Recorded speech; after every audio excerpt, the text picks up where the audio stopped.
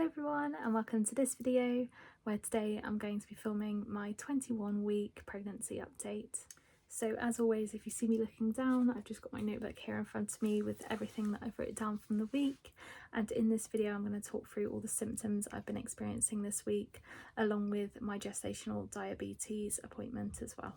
So I'll start by talking through some of the symptoms that have stayed the same for me. I've still been getting headaches this week. They've not been too bad, just kind of what I've had throughout my pregnancy, just like little headaches here and there. They're just inconvenient more than being really painful. I've continued to feel the stretching down the sides of my stomach as well. This is still after I've had like my bigger meal of the day, so kind of in the evenings. Yeah, it's just slightly uncomfortable as I can feel I'm getting fuller throughout the day. I did mention the last couple of weeks that I'm starting to feel kicks now, and that also other people are starting to be able to feel them from the outside of my stomach, which is so lovely. This week my partner's been able to feel the kicks. Sometimes they're really big kicks, so yeah, he can notice if they're a bigger kick, or sometimes he can just feel like a little one, but it's so nice and reassuring being able to feel the kicks now. A couple of symptoms that have changed for me throughout the week, first being about getting up for a wee in the night. I was getting up maybe like once in the night, but that is now twice a night. I have needed to get up quite a lot in the night this week. I don't know whether I've been drinking more or that's just how it's going to be, as I think I noticed that as well last week. But I've had weeks where sometimes I'm getting up a lot in the night, and then weeks where I'm not getting up so much in the night. So we'll just see how that goes. But this past week I've been getting up a couple of times during each night. A new symptom that I have noticed this week is that I'm starting to get more out of breath once I'm doing tasks such as like walking up the stairs, or if I'm bending and picking stuff up. Say I'm like tidying up, picking things off the floor and things like that. I'm getting much more out of breath than I used to.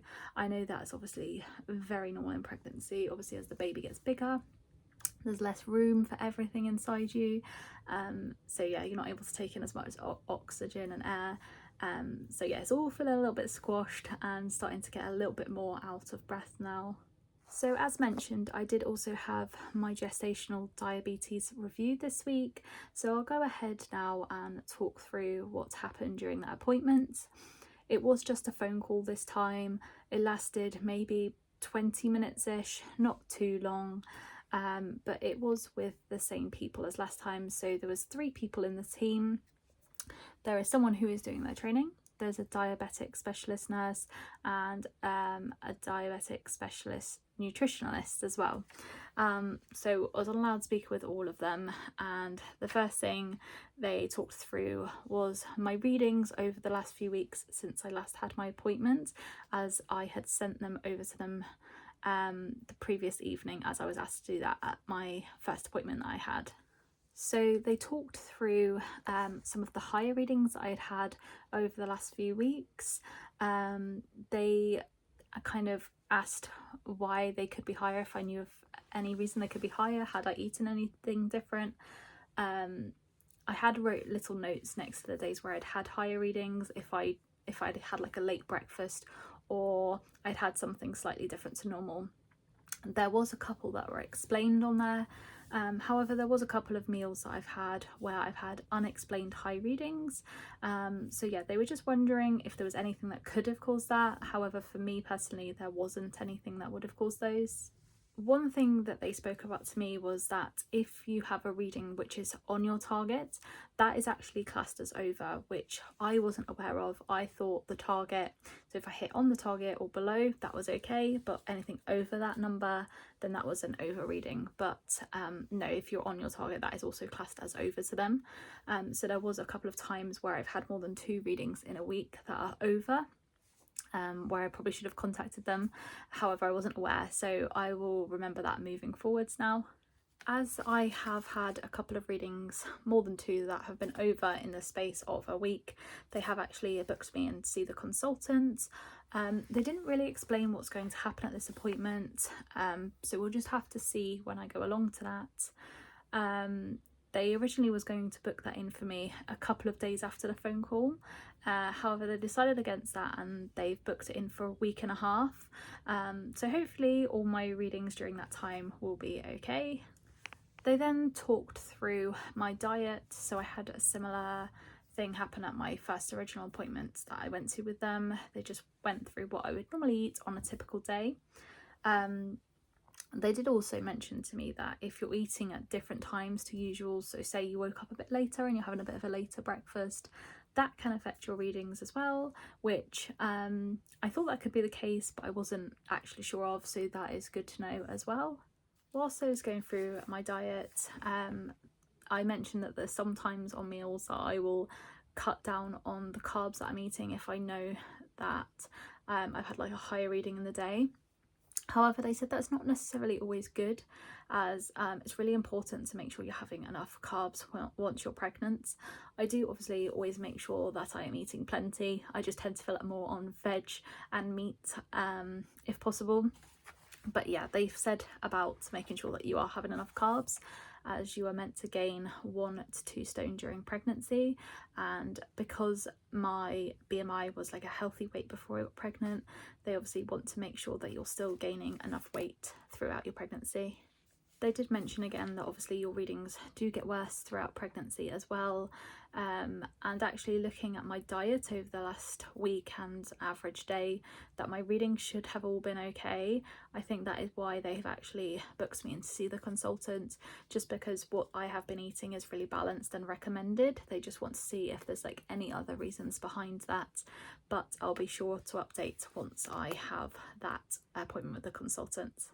So I did obviously have that appointment, but other than that, my readings during this week have been really, really good. I think I've had 1 unexplained overreading, but other than that, all the rest have been well in target, which is great. So I think that covers everything about my gestational diabetes follow-up appointment that I had. I thought it would be nice to go into now just talking about any baby bits that I picked up throughout the week. I might try and add this on into the end of the video if there is anything that I've picked up during the week.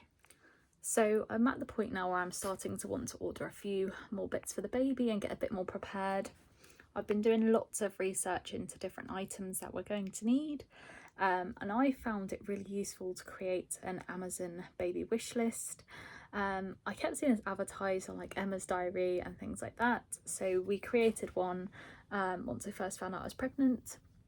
However, I wasn't really using it too much, but where I've been doing research, I've just been adding things into my Amazon wish list so I don't forget it, what it is that I've been looking at and which the best brands things are that I would like to go for. So also with the Amazon wish list, you do actually get a 15% off any orders that you place, which is really good. And if you order anything that is over £20, you get a free gift. So I did place an order over £20, so I was able to claim my free gift this week, and I went for a man bottle, as that's the bottles that we're going to be using. So I did order our man bottles this week. I am going to try to breastfeed, however, I think there will be times where I want to use bottles, and also if breastfeeding doesn't go to plan, then I've got them there if I need them. I also ordered a breast pump. Again, I've done so much research into breast pumps. I think it's the thing that I've had to research the most into, as I did have one with my daughter. However, I didn't think it was a very good one, and obviously things have advanced massively since when I had my daughter 10 years ago. Obviously now you've got manual, electric and wearable. Back when I had my daughter, wearable wasn't even a thing. So what I've decided to do is go for an electric pump, Medela, because I think that's going to be the most reliable for me.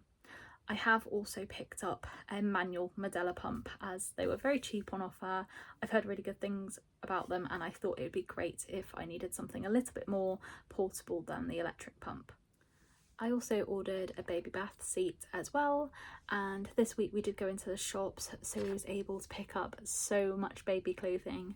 Now we know what we're having, which is so exciting. It was one of the first times that we've managed to go into the shops and do lots of shopping for baby. So yeah, picked up plenty of clothes. So I think that's it for updates for this week. So I'll go ahead now and show you my 21-week pregnancy bump update. So this is the bump update at 21 weeks and 6 days pregnant.